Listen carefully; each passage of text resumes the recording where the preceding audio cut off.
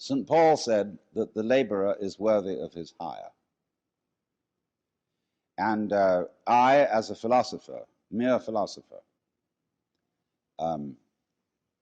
dealing in higher things, always insist that I be paid for my work. And I get the highest fee I can get.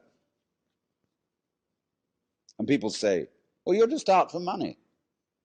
I say, that's none of your business. Because I give most of it away.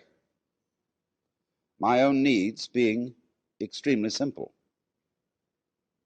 Although I enjoy good food, I don't even own a television set. And, it's a very simple life, but I've got enough. And enough is as good as a feast. You see, a lot of people don't feel happy unless they have another thing beyond money, which is called status. And status, to a very large extent in our economy, consists in conspicuous consumption.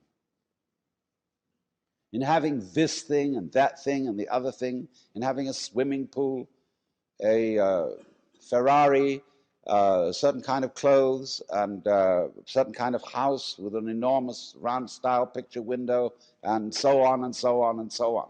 And we think we need all that because we've been persuaded by a certain kind of propaganda that that's how we ought to live. Because we haven't asked ourselves whether that was what we really wanted.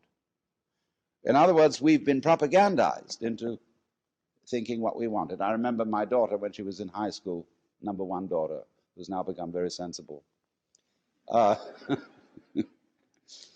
insisted that she had to have a certain number of cashmere sweaters. In those days, I couldn't afford them. I said, my dear, do you really want these?